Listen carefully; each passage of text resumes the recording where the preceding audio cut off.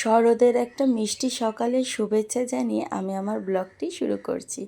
নমস্কার, আমি দীপান্বিতা তাতান মাম্মার খেলাঘরের নতুন একটা ব্লগে আপনাদের স্বাগত জানাই।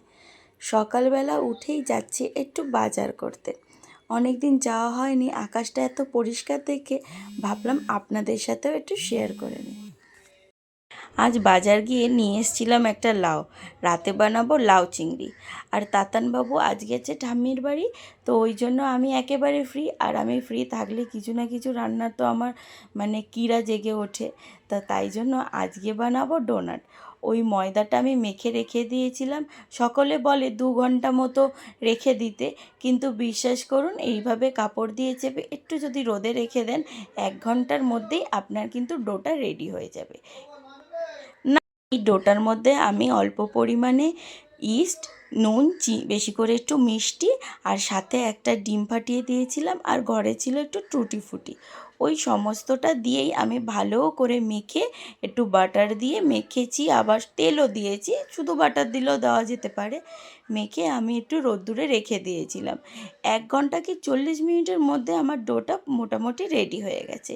এইবার শুধু ওকে ডোনাটের ফেস দেবো, আর গরম তেলে ভেজে নিলেই ডোনাটের টেস্টটাকে ইনহ্যান্স করার জন্য আমি একটু সুগার ক্রাশ করে নিয়েছি, আর সাথে আরেকটা সিরাপ বানিয়ে নেব, চকলেট সিরাপ, যেটার জন্য ধরুন একটা চকলেটের হবে আর একটা সুগারের হবে।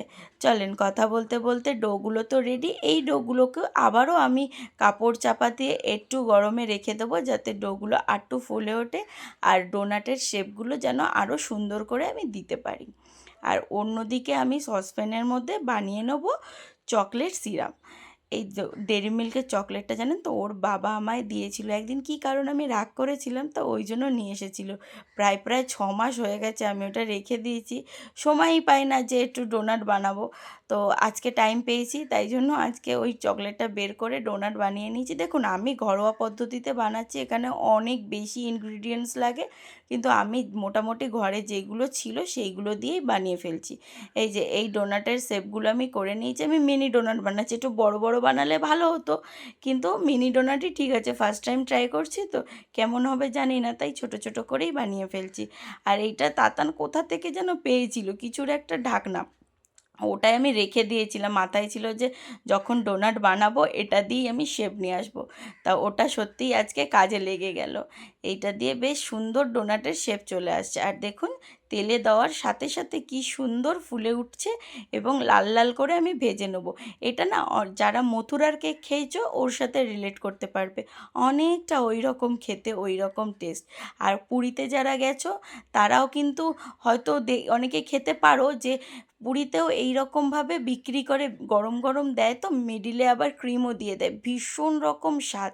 আমি যখন ক্লাস 7-এ তখন একবার পুরী গেছিলাম, সেইবারে পেয়েছিলাম, কিন্তু দ্বিতীয়বার যখন গেছি সেইবারে কিন্তু পাইনি। এই যে আমার এই সুগার ক্রিস্টাল দেওয়া ডোনাট আর এই যে চকলেট ডোনাট রেডি হয়ে গেছে। চলেন, দুপুর প্রায় 2:30 বাজে, ভীষণ খিদে পেয়েছে, এবার একটু ভাত খাই, আর পরে দেখা হচ্ছে রাত্রেবেলা। এখন সন্ধে 7টা মতো বাজে। আকাশের চাঁদটা দেখুন কি উজ্জ্বল, একেবারে চকচক করছে, যেন সূর্যের মতো আলো দিচ্ছে। চলেন, চাঁদ দেখতে দেখতে আজ রান্না করা যায়। কেন চাঁদ দেখতে দেখতে রান্না করা যায় বলছি জানেন? আজ আমি না কাঠে রান্না করব, ওই বাইরেটায়।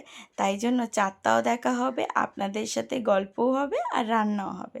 সকালে বাজারে গেছিলাম, আর এই কচি লাউটা দেখতে পেয়েছি, দেখেই মনটা পুরো ভরে উঠেছে।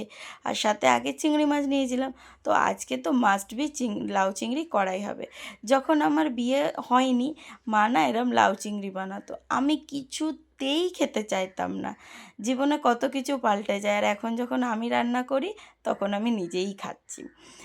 বিয়ের আগে মেয়েদের কত বায়না থাকে, এটা খাবো না, ওটা করব না, কিন্তু বিয়ের পর যখন সংসার করে তার যেন বায়নাগুলো কোথায় মিলিয়ে যায়।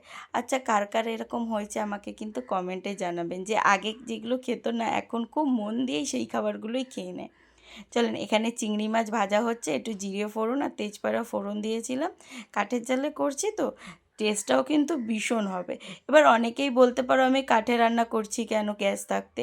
আমার ছেলে না এমনিতে ভাত একদম খেতে চায় না, কিন্তু এই কাঠের রান্না যদি করে দিই এটা একটু অন্যরকম ফ্লেভার আসে তো, ও দেখি সুন্দরভাবে ভাতটা খেয়ে নেয়। ওই কারণেই আমার এত কষ্ট করে রান্না করা। যাই হোক, এইটা তো পুরো রেডি, আর একটি তরকারি করব। ভিডিওটা এখানেই শেষ করছি। কেমন লাগলো আমাকে অবশ্যই জানাবেন।